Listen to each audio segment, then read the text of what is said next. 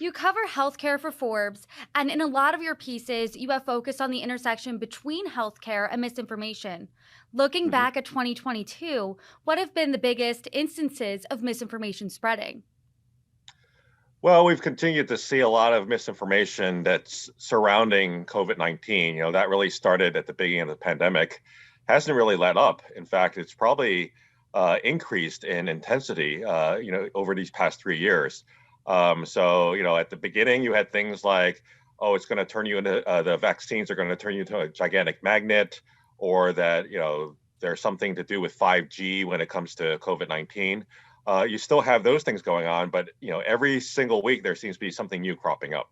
Why do you think misinformation especially targets public health?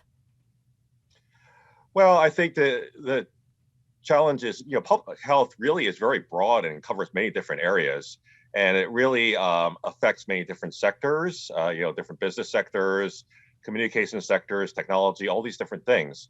So when you have misinformation flying out there, there can be many different purposes behind them, because they do know that public health really crosses over many different things. In some cases, misinformation might come because people are trying to sell something, or they're trying to sell you certain ideas or services, or maybe they actually want to kind of encourage confusion, or maybe they want to push against something that was instituted, like some type of policy that was instituted. So there are many different reasons why people might want to spread misinformation.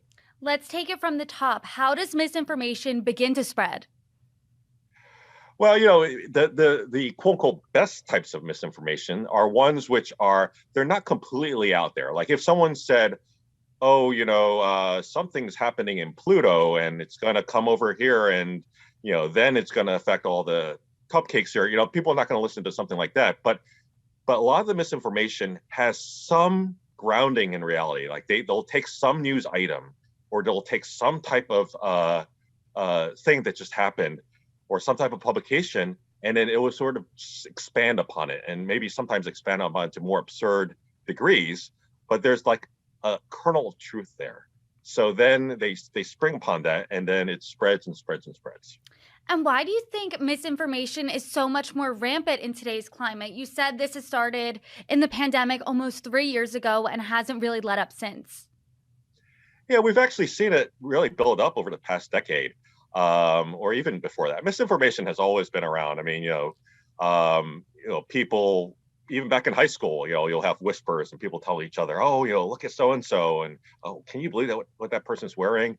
and those type of things. So you take that and you expand it to society, and then you add things like social media, which really allows you to like spread information a lot more quickly. And then, nowadays, we can get information in the flash, which is great. But then at the same time, you can get misinformation. So it's really been enabled by the fact that we're all a lot more connected, which is great in general. But this is one of the side effects of that. Sometimes it's easy to spot misinformation. You covered the unfounded claims spreading that COVID-19 PCR tests were being used to clone humans. But other Yeah. times it's a little more tricky to spot if something is misinformation. How can the average person spot misinformation or disinformation? Yeah, I haven't seen any clones of human beings so far out there from the test, so I don't expect to see any. But I think the keys are, first of all, you have to look at, number one, where is this misinformation coming from? So is it a trusted, reliable source?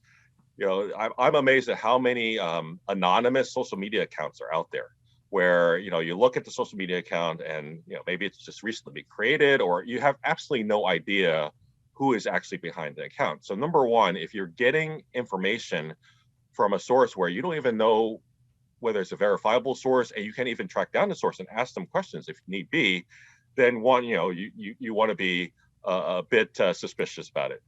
Two is you want to look at what kind of actual evidence is the information, or the whoever's spreading the misinformation providing. Are they actually linking it to like real scientific studies, or is it supported by what's the clear evidence? Like if you're saying that the vaccine is causing people to become magnets, gigantic magnets, how many people out there is that actually happening to? So what kind of evidence is that information actually providing? And three is linked to number one in terms of the source. you have to also keep in mind, like what is the motivation behind spreading this type of information? Is there a particular motivation in terms of an agenda behind it? Is a certain narrative trying to be pushed or what have you? So you have to be able to look at critically, and also, even when someone provides one source, typically scientific information or scientific concepts require multiple studies. So you need multiple lines of evidence. So one study is not enough. You got to see like, okay, over periods of time, like how many studies have you seen out there that really support what you're trying to say?